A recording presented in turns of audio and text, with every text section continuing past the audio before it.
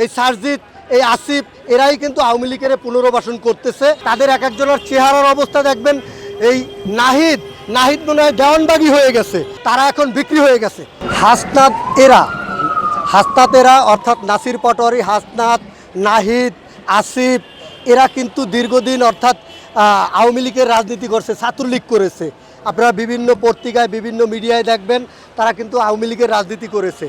তারা ২৪-এর যে আন্দোলন, সেই আন্দোলনে কিন্তু আসছিল কোঠা না মেধার আন্দোলনে আসছিল।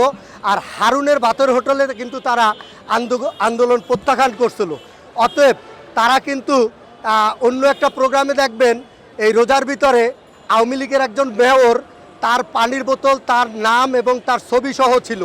অতএব তারা ভাই আসছে টাকা কামানোর জন্য, মূল উদ্দেশ্য তারা টাকা কামানোর জন্য আসছে এবং আওয়ামী লীগের সাথে হাতাহাত করে তারা দেশকে অস্থির করতেছে এবং আওয়ামী লীগের পুনর্বাসন করতেছে। এই নাহিদ, এই হাসনাত, এই সারজিৎ, এই আসিফ এরাই কিন্তু আওয়ামী লীগের পুনর্বাসন করতেছে, আপনি দেখবেন। এবং গোপনে না, শুধু তারা গোপনে যে বৈঠক করতেছে তা না, কিন্তু তারা ওপেনেও বৈঠক করতেছে। শুধু এখন আওয়ামী লীগের কাছ থেকে টাকা পয়সা নিয়ে তাদের এক একজনের গালের অবস্থা দেখবেন, তাদের এক একজনের চেহারার অবস্থা দেখবেন।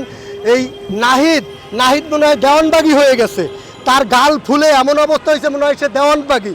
অর্থাৎ তারা জুলাইকে বিক্রি করে, জুলাইকে চুরি করে তারা কিন্তু বর্তমানে টাকা পয়সার মালিক হয়েছে এবং আওয়ামী লীগের আসলে মূলত ফিরাইয়া আনতে চাই তারা। বিএনপির উপরে নাম দেয়, আসলে বিএনপি আওয়ামী লীগকে কখনো ফিরাইয়া আনতে চায় না এবং বিএনপি কখনো রাজপথে আন্দোলন করছে জনগণকে নিয়ে। তাদের কাছে জনগণও নাই এবং তারা যে আন্দোলন করবে আসলে আওয়ামী লীগকে ফিরাইয়া আনার জন্যই তারা মূলত আওয়ামী লীগ আন্দোলন করবে। এবং তারা কলেজ ভার্সিটিতে দেখবেন সবাই কিন্তু তারা ছাত্রলীগ করছে। ছাত্রলীগের কারণে তারা কিন্তু ওই পুরানো প্রেম কিন্তু তারা ভুলতে পারে নাই। এই নতুন করে তাদের ভালোবাসা এখন কিন্তু আমরা মিডিয়ার মাধ্যমে দেখি। কালকে অবরুদ্ধ ছিল, কারণ কি? সে গোপন মিটিং করতে গেছে এবং বিশাল এক টাকার অঙ্কে তারা ওইখানে আওয়ামী লীগের সাথে হাতাহাত করতে চাইছে। অর্থাৎ আওয়ামী লীগকে কীভাবে সুযোগ সুবিধা দেবে, আওয়ামী লীগ কীভাবে সুযোগ সুবিধা পাবে। অতএব তারা দেশকে বিক্রি করতে চায় জনগণের রক্তের উপরে দাঁড়াইয়া। আমি তারেক লস্কর, একজন জুলাই যোদ্ধা, আমাদের খবর নেয় নাই তারা। এবং আমার মতন অসংখ্য জুলাই যোদ্ধা আছে অবহেলিত, যারা আজকে খাদ্যে অভাব, চিকিৎসায় অভাব, পঙ্গুত্ব বরণ করছে।